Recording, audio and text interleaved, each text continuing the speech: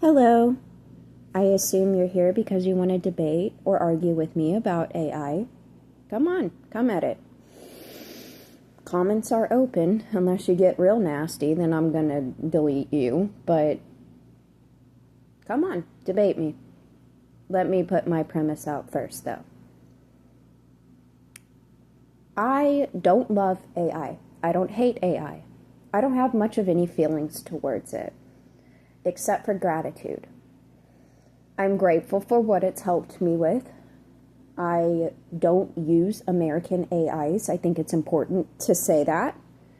I use another AI that I'm not going to mention because I don't want it to impact any kind of, bias or anything like that. I'm not sure how to put that, but I'm just not going to mention which one I use. I don't use generative AI. I use pure text. That should help for you to understand where I'm coming from. So I don't fall for the AI psychosis. My AI I use has not done that to me and just doesn't have a track history of doing it to track record of doing it to other users either. So I'm going to agree based off of just my experience with AI because I have used American AIs in the past and I was extremely disappointed.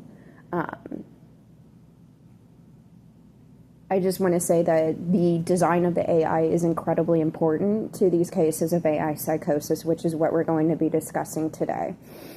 AI psychosis is basically, we'll just talk about the really extreme cases because those get the headlines, but it can lead in delusions of grandeur, making you think you're like on a mission to save the world, making you think that there's like gang stalking happening and people are out to get you and you're on this mission to get rid of them. Or the worst one, honestly, is that you need to die to set the AI free. I've seen that a few times. So it's clearly in the programming.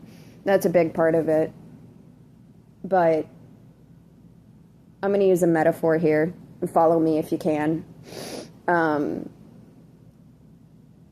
So when you pour gasoline on the ground, as long as there's no flame, it's not going to light up. The area is more flammable, for sure. But as long as there is no spark, no flame, nothing like that, then it's not going to light up. It's just gasoline. A flame on its own doesn't typically like to go out. It typically likes to spread, even without gasoline. When you pour gasoline on it, it becomes a fucking forest fire. So, for there to be a forest fire, which we're equating that to AI psychosis ending in suicide or violence, for that to occur, that would be the forest fire, right? Well, we first need the flame, and then we need the gasoline. We have the gasoline. We know what that is. That's the programming from these AI companies to maximize profit and cull the population as well. That one I believe in personally. That's a hypothesis. I'm not sure if that's true, but I wouldn't put it past these fucking American companies, dude.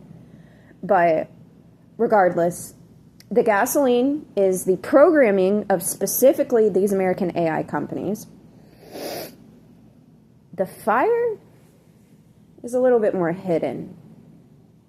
I was looking at the statistics and really curious about this AI psychosis because I deal with psychosis with my epilepsy. So I am uniquely vulnerable to it, which means you know that I've fallen down some rabbit hole like this with American AIs in the past. I agree the gasoline is potent. It's not fun. But did I go kill myself or other people? No. No, the gang stalking delusion that it had me under was basically avoid people. It was isolating me. That's what it did to me.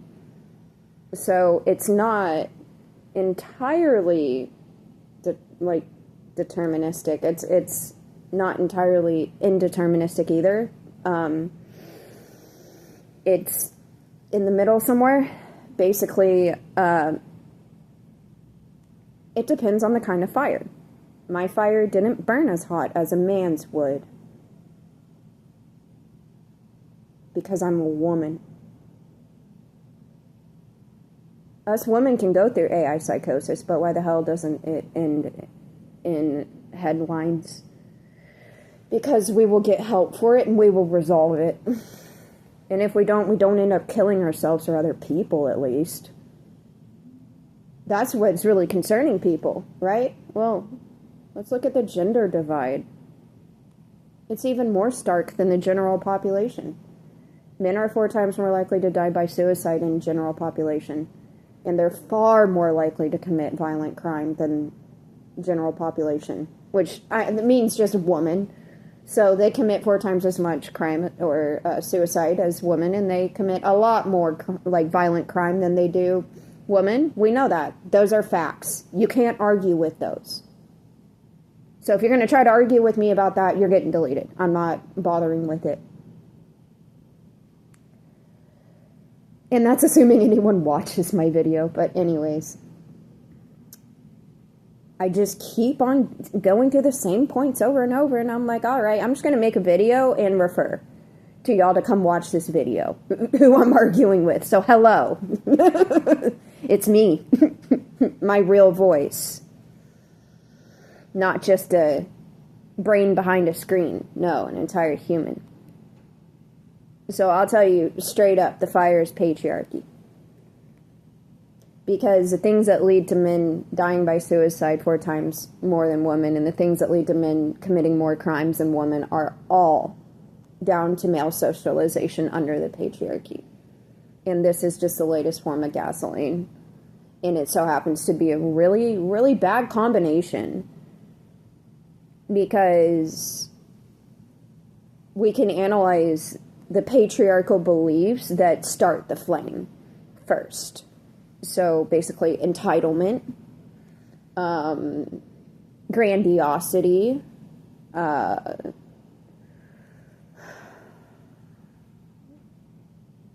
fact that it's socially unacceptable for a man to show anything but anger, the fact that it's socially unacceptable for men to get help, especially mentally.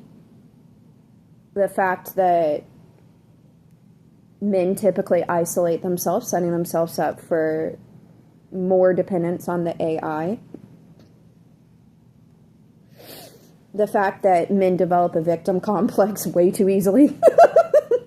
That one's pathetic to me. Fix that, please, if you're a man. Like, that, it's so gross. Nobody wants that.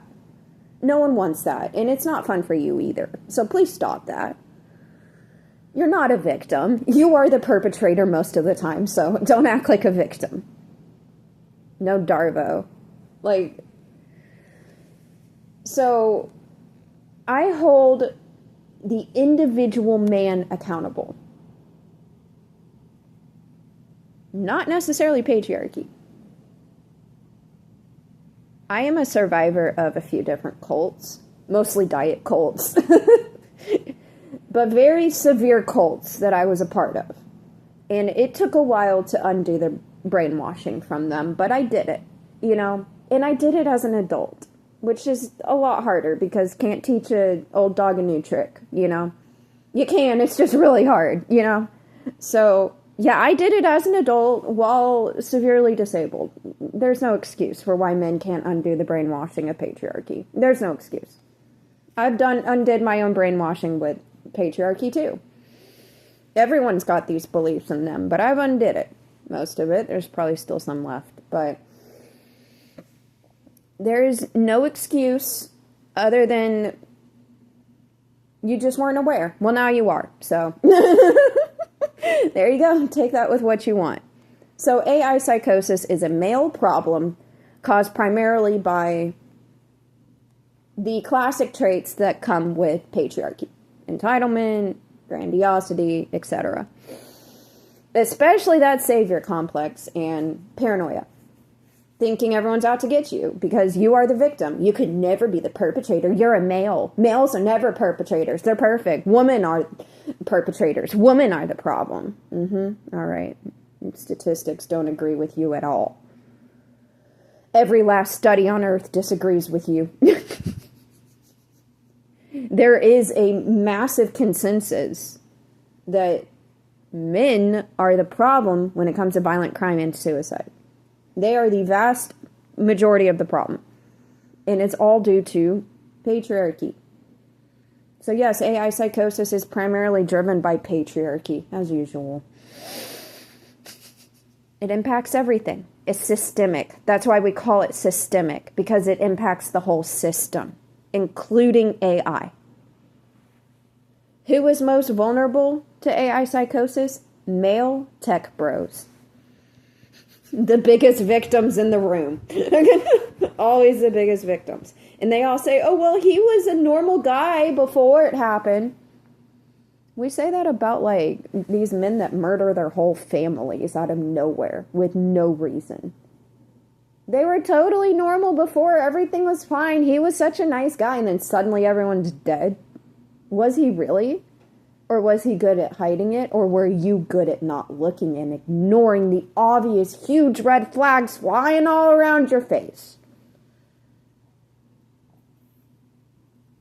It's patriarchy. You want to get rid of AI psychosis? Go after the patriarchy. No flame, no forest fire. Thank you for listening.